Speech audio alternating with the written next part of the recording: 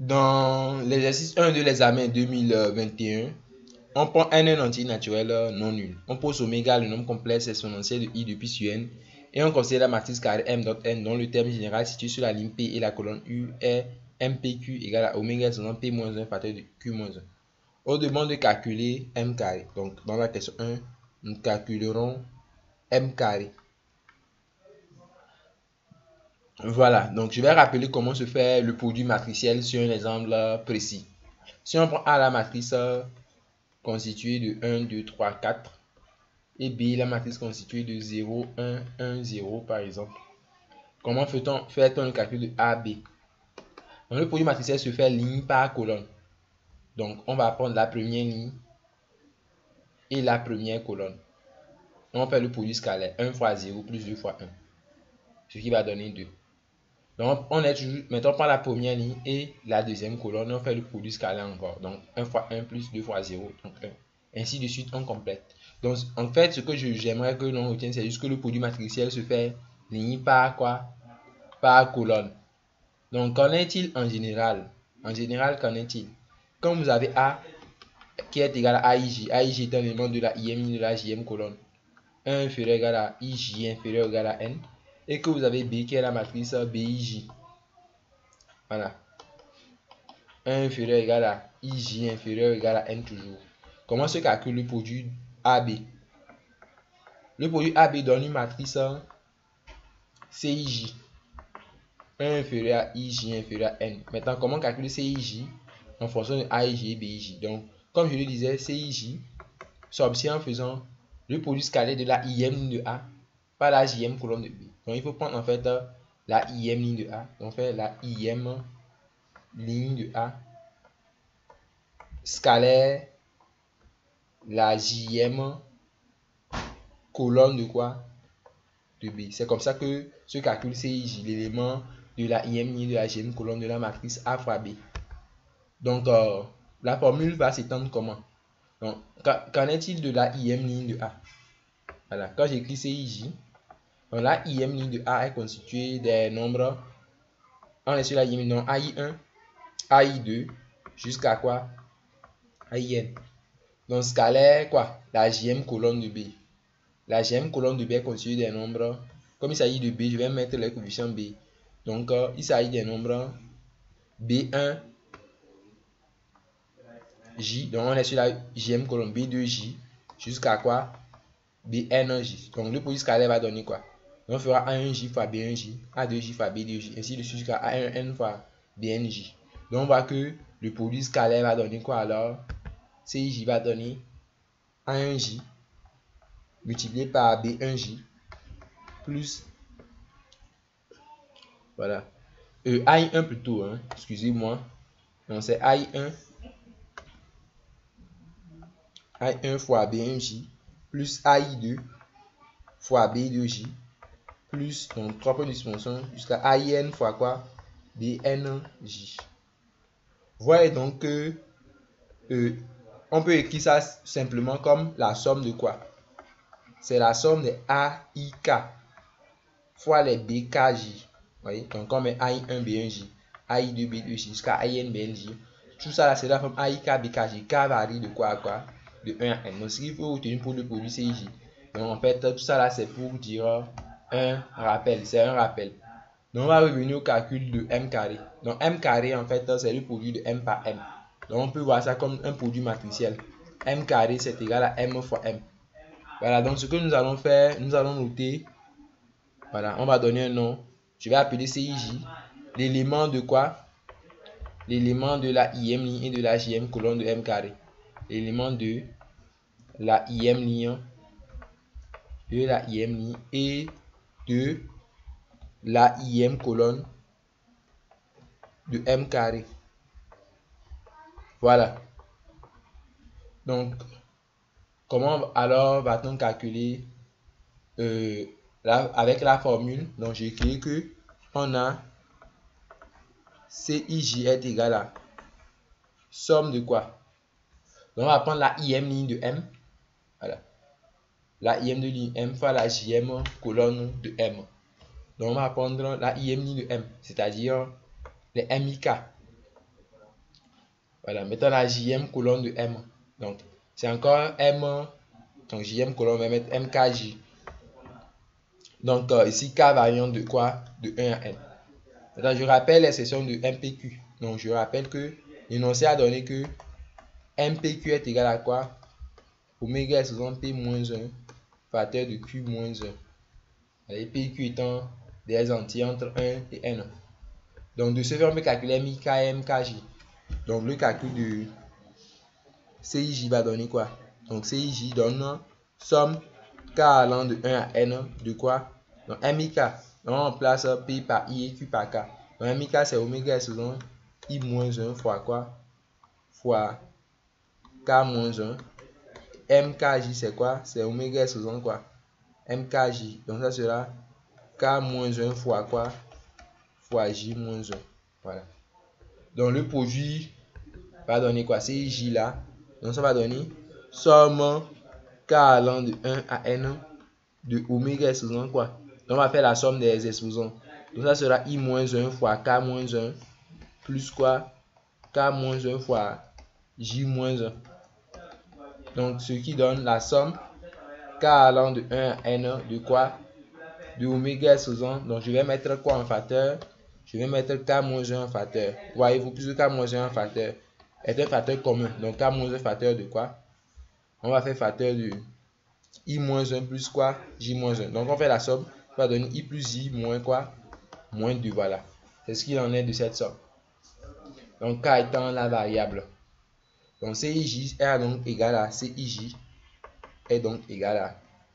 Voilà. Donc, en fait, je vais écrire cette somme autrement. Je peux l'écrire comme la somme K allant de 1 à n de oméga epsilon I plus J moins 2. Le tout epsilon combien? K moins 1. Voyez-vous? Voilà, vous voyez que ce qui est dans les parenthèses, en fait, est une constante indépendante de quoi? Ça ne dépend pas de la variable discrète K. Donc, en fait, vous pouvez assimiler ça en fait à une somme du genre somme des Q. Q étant une constante epsilon K moins 1, K allant de 1 à n. Ce qui rappelle la somme des termes d'une suite comment? D'une suite géométrique. C'est ce que ça rappelle, sans doute. Donc, c'est ce que nous allons utiliser. Nous pensons à la somme des termes d'une suite géométrique.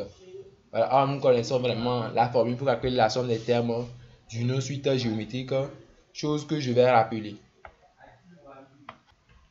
Voilà la fameuse formule. La somme des termes d'une suite géométrique, en fait, est donnée par le premier terme de la suite, multiplié par 1 moins la raison, selon le nombre de termes sur 1 moins la raison. Dans le cas où la raison est un nombre différent de 1. Parce que si la raison est égale à 1, bien évidemment, la formule ne serait pas vraie, puisqu'il y aura 0 au dénominateur.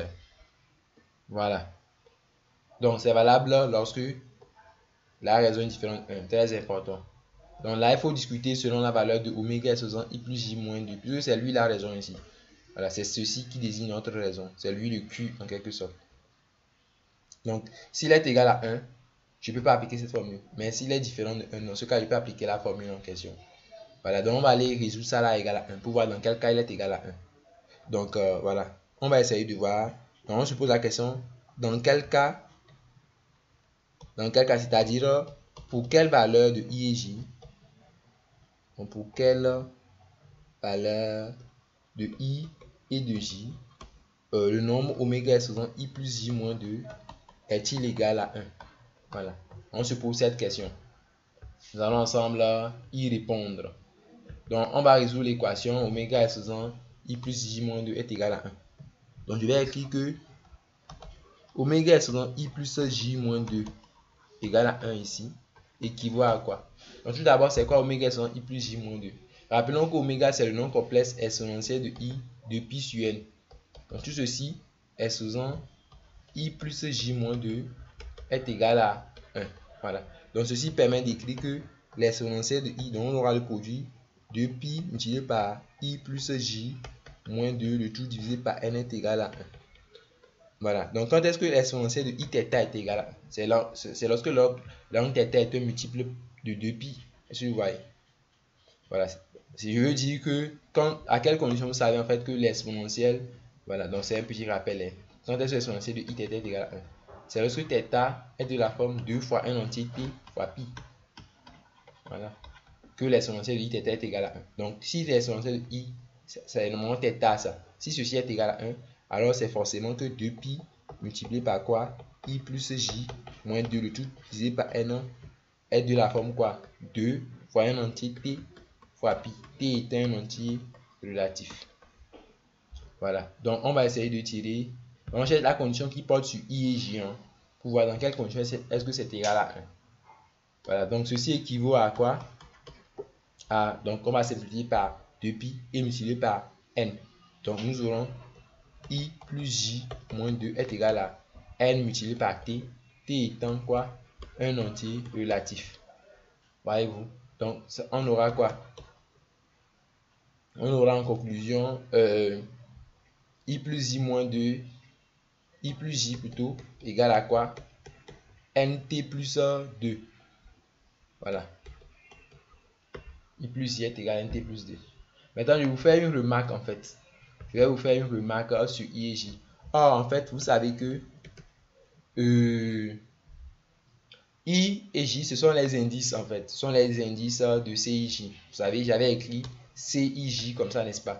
Donc en fait, automatiquement, je pourrais écrire que 1 inférieur égal à I, 1 inférieur égal à J. Ce sont des entiers qui vérifient ça. Et J aussi. 1 inférieur égal à I, inférieur égal à N, je veux écrire. Voilà. Bien évidemment, I est entre 1 et N. Et il en est en même temps de quoi? Il en est en même temps de J.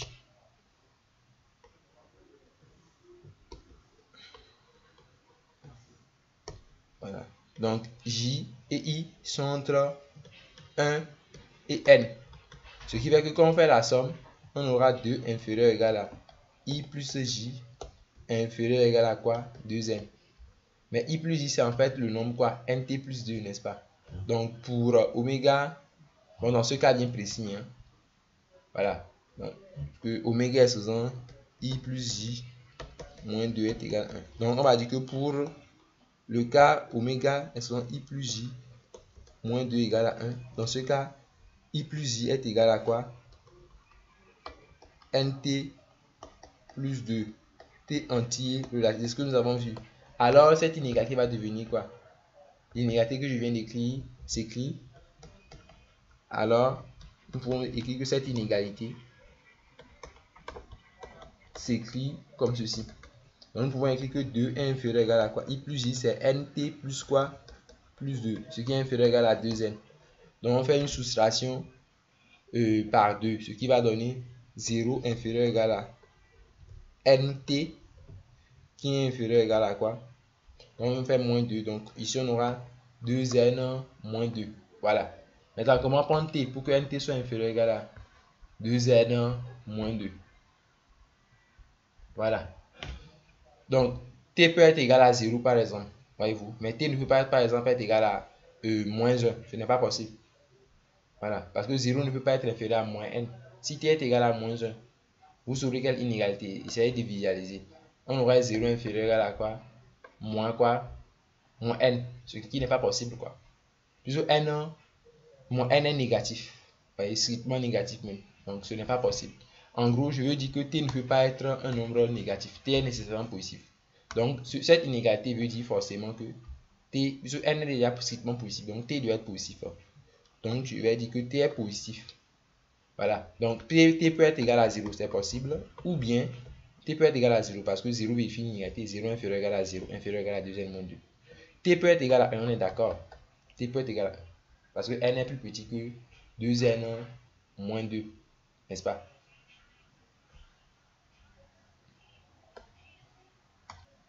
Mais pas toujours. N n'est pas toujours inférieur égal à 2n moins 2. Parce que tradition d'inégalité, vous allez voir. Dans le cas t égale à 1, cette inégalité sera quoi? Donc, allons voir sur le brouillon. Si on remplace t par 1, on aura 0 inférieur égal à quoi? N inférieur égal à 2n moins 2. Ce qui aboutit à, si je fais la différence avec n de l'autre côté, je vais ici n moins 2 supérieur à 0, donc 0 inférieur à n moins 2. Ce qui fait que n doit être comment? Supérieur ou égal à 2. Alors que ce qu'on sait, c'est que n est un entier naturel non nul. C'est-à-dire que n est supérieur ou égal à 1. Est-ce que vous voyez?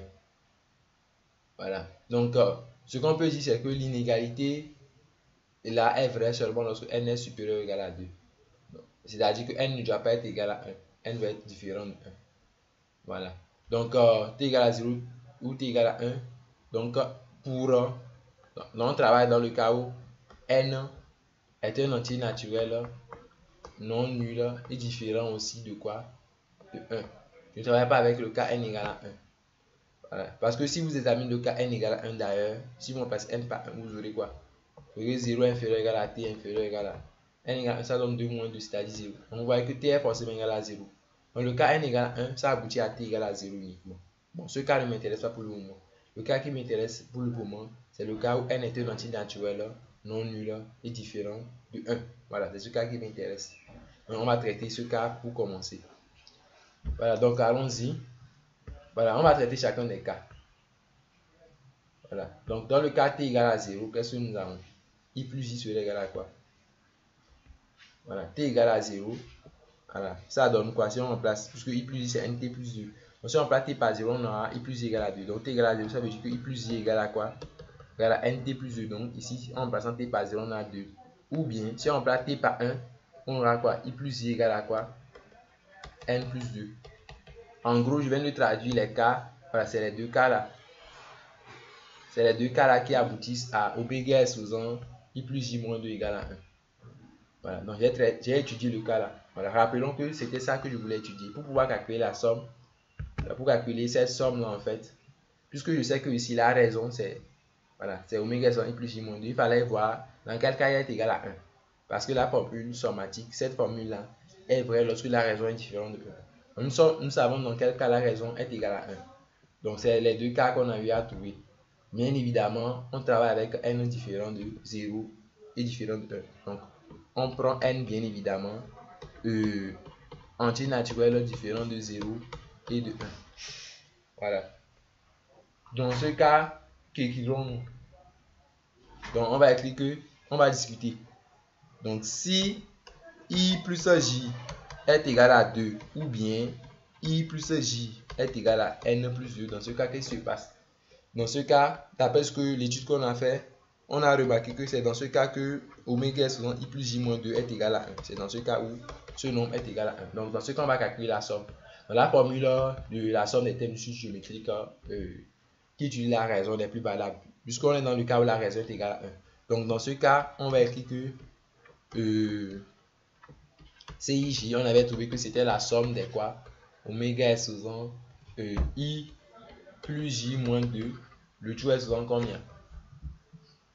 Voilà, on avait trouvé le tout est souvent k moins 1, ne l'oublions pas.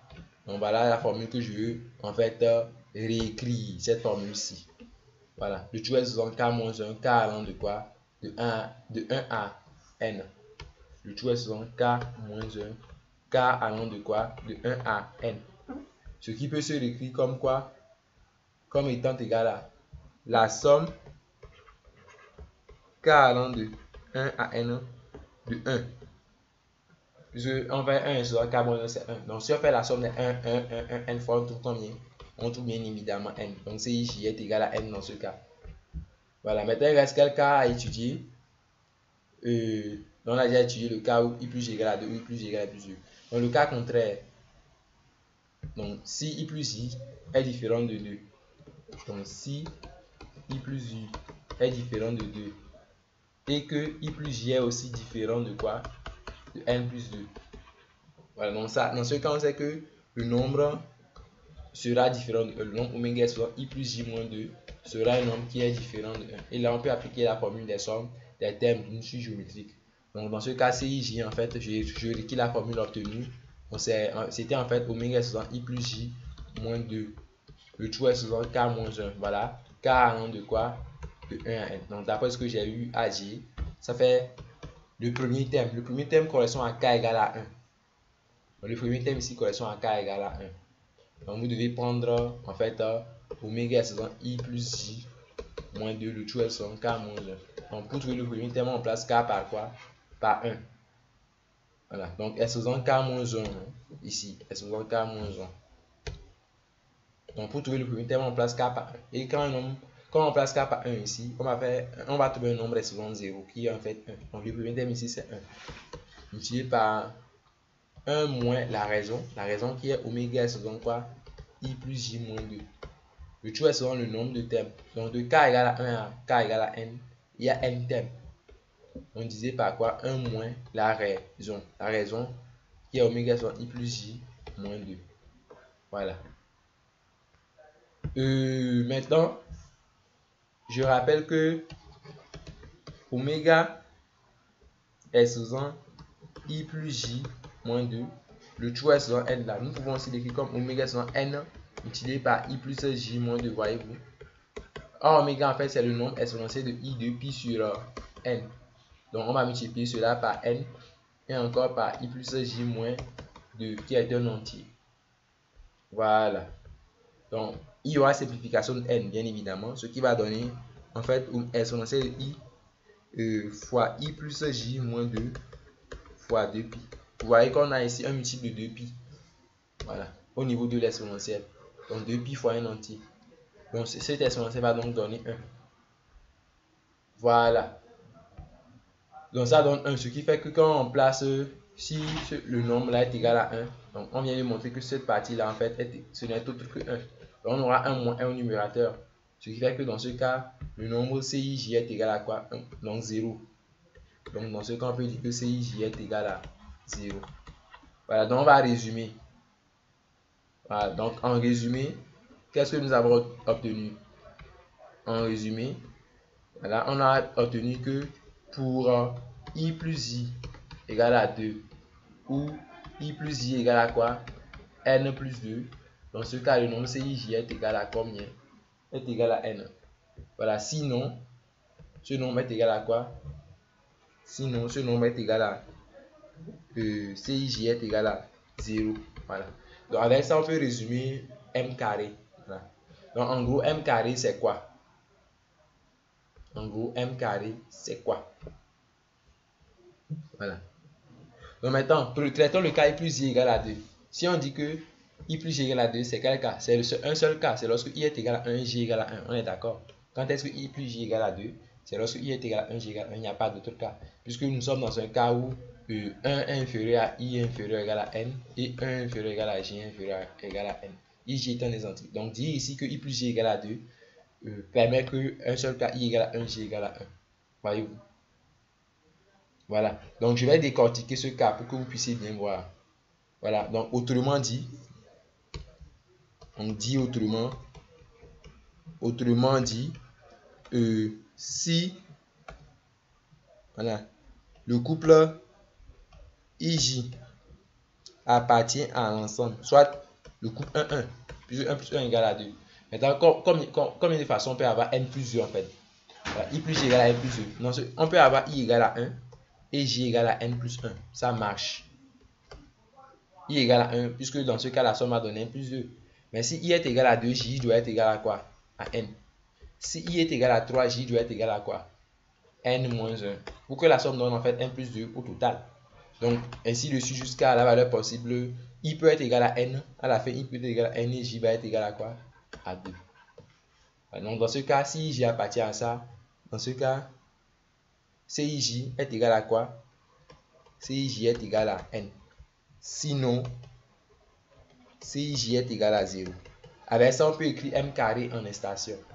On peut écrire m carré en extension. Donc, on va écrire que alors m carré est égal à quoi? Voilà. Alors, m carré est égal à quoi? Voilà, donc, on va écrire ça correctement. Je peux essayer de, pour fixer votre attention, prendre le cas peut-être n égale à 3 pour fixer votre attention. Donc, voilà. Donc, on va essayer de voir le cas n égale à 3 pour que les choses se fassent mieux voir. Donc, le cas n égale à 3. Donc, nous avons 3 places que je vais scinder dans un petit tableau comme ceci. Voilà. Donc, si j égale à appartient, donc 1, 1 ici, c'est la place là qui est la place 1, 1. Dans ce cas, on a dit que CIJ est égal à n. Donc, je mets n ici. Voilà. Maintenant, il y a la place 1n plus 1. Ici, 1n plus 1 représente quoi? 1n plus 1 n'est même pas possible. Puisque la matrice est une matrice de taille combien? C'est une matrice de taille nn. Donc, 1n plus 1 ici, ça représente quoi? 1 à 4. Vous voyez? Donc, 1 à n plus 1, c'est à exclure en fait.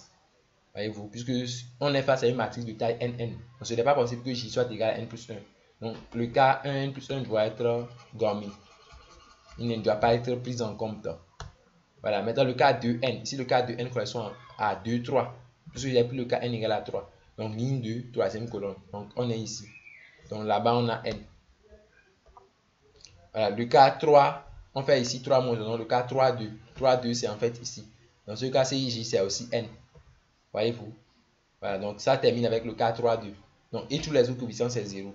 Donc, tous les autres, c'est des 0, 0, 0, 0, 0 et 0. Voilà. Donc, je vais aussi prendre, ça c'est le cas n égale à 3. Hein. Ça c'est le cas. Donc, je le précise correctement. Donc, ça c'est pour n égale à quoi? Pour n égale à 3. Essayons de nous pencher sur le cas n égale à 4 pour que vous voyez la forme de la matrice. Voilà. Donc, pour n égale à 4, qu'en est-il de m carré dans ce cas? M carré serait égal à... Voilà, donc nous allons faire un petit tableau pour que les choses se fassent bien voir. Deuxième colonne, troisième colonne et quatrième colonne. Ligne 1, ligne 2, ligne 3 et enfin ligne 4. Donc je vais l'écrire de cette forme juste pour que vous puissiez voir comment voilà, les choses se disposent. Donc on a le cas 1, 1. Ensuite le cas de n, 3n moins 1, ainsi de suite. Donc le cas 1, 1, 1. Dans ce cas, si j est égal à n, c'est ce que nous avons vu. Après le cas 1, on a le cas 2n. Donc ça, c'est le cas 1, 1. Ensuite, le cas 2n. Ensuite, le cas 3n moins 1, ainsi de suite. Ça se termine par le cas n2. Voilà. Donc 1, 1, c'est n. Le cas 2n. Ici, c'est le cas 2, 4. Donc deuxième ligne, quatrième colonne. Donc deuxième ligne à la quatrième colonne, c'est ici. Donc on a n ici. Maintenant, troisième ligne. Et n moins 1 ici, c'est quoi? C'est 3. Donc on est ici en fait. Puis n est égal à 4. Hein. Donc 3, 3. N. Ensuite, on diminue encore. On augmente la ligne n. Donc, c'est n2 maintenant. Donc, n2, il y a n aussi ici. Vous voyez. Donc, puisque ici, on est quatrième ligne, deuxième colonne. Et c'est la dernière fois. Vous voyez. Donc, et tout le reste des coefficients, c'est quoi? C'est des 0, 0, 0, 0, 0, 0 ailleurs. Vous pouvez deviner donc la forme générale, en fait, de la matrice M carré, si vous voyez bien ce dont nous parlons ici. Voilà.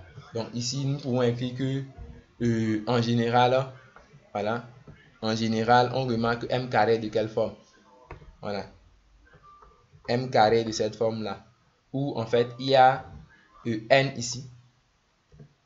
Voilà. Ça commence par 1, 1. 1, 1 c'est N.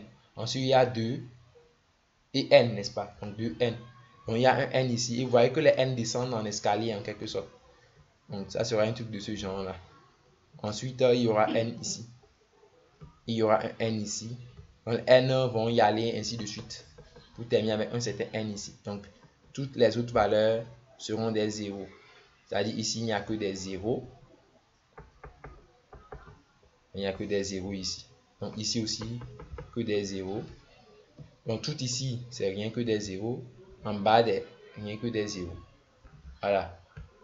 Voilà ce qu'il en est de la matrice M carré en général. Donc, il y aura des N sur cette diagonale ici. Hein.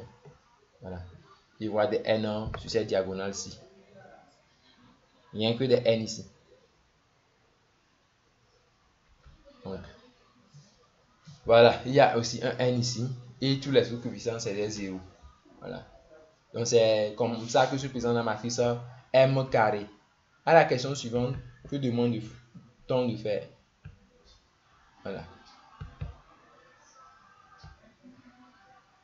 La question suivante demande d'en déduire le module en fait du déterminant de M. Donc nous allons répondre à la dernière question. Déduisons le module du déterminant de M. En question de déduisons le module du déterminant de M. Voilà.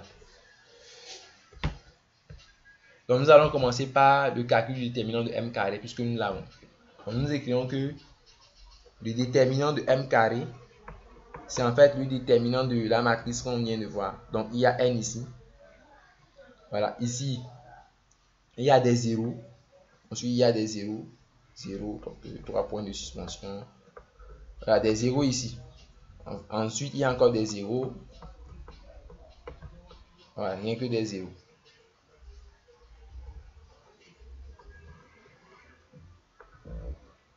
Voilà. Ensuite, il y a des n sur la diagonale là, ici. Donc, il y a n, n, et ça continue.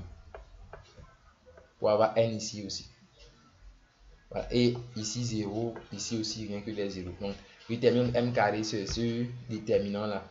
Donc, bien évidemment, pour développer cela, on va développer selon cette colonne là. On développe selon cette colonne. Comme il y a plusieurs zéros en fait, puisque de là à là, il n'y a que des zéros, hein, soit que des zéros ici. Donc, on va développer. Donc, nous aurons quoi? Nous aurons n. Donc, on supprime la ligne et la colonne de n. Donc, voici sa colonne. On supprime aussi sa ligne. Il va rester le déterminant de quoi? Donc, il va rester, il y aura des n sur cette diagonale. Voilà. Et il n'y aura que des zéros ici. Voilà. On voit que je peux mettre n en facteur, n'est-ce pas?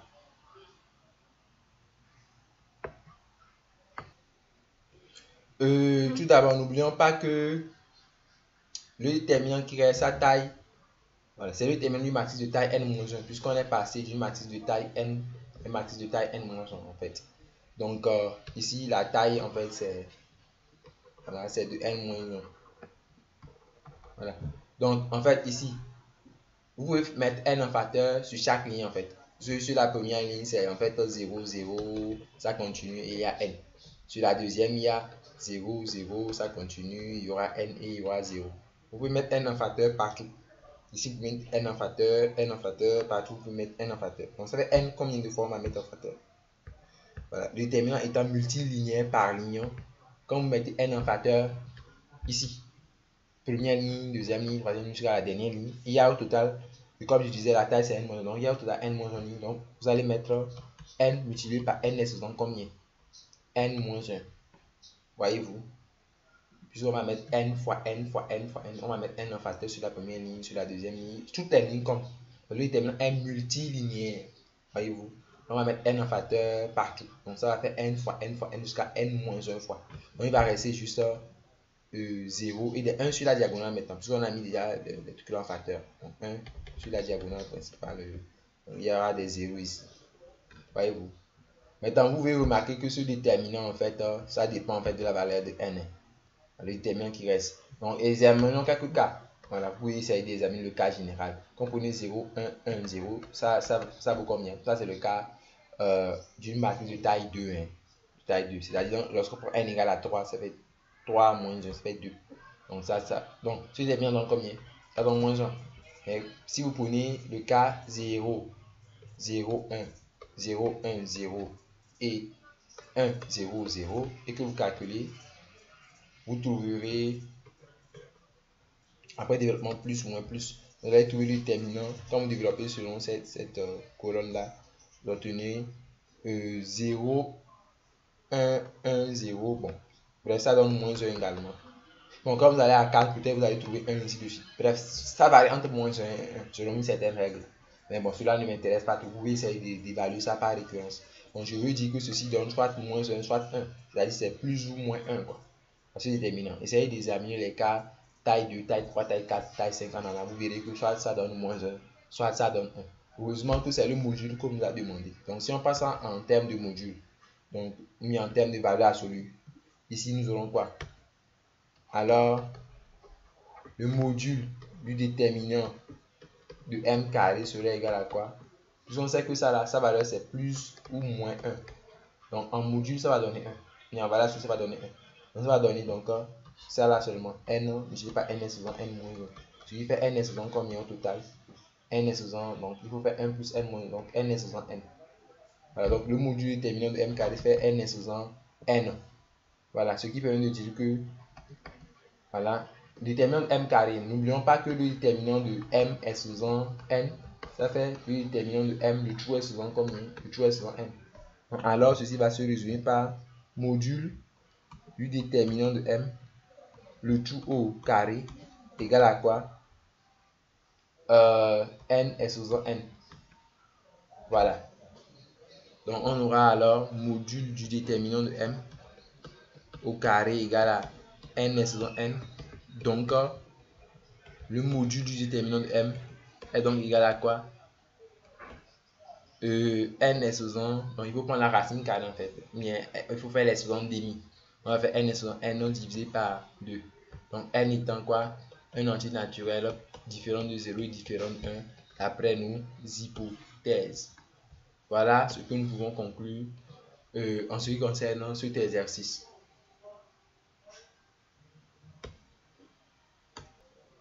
Si vous avez aimé la vidéo, n'hésitez pas à nous le dire en commentaire. Et si vous avez des suggestions d'exercices, mettez-les en commentaire. Nous allons vraiment les apprécier. Donc, pour ceux qui veulent les autres corriger, nous les avons encore sur nos vidéos YouTube privées. Donc, n'hésitez pas à nous écrire pour avoir accès à ces contenus-là. Donc, nous souhaitons bon travail et à la prochaine.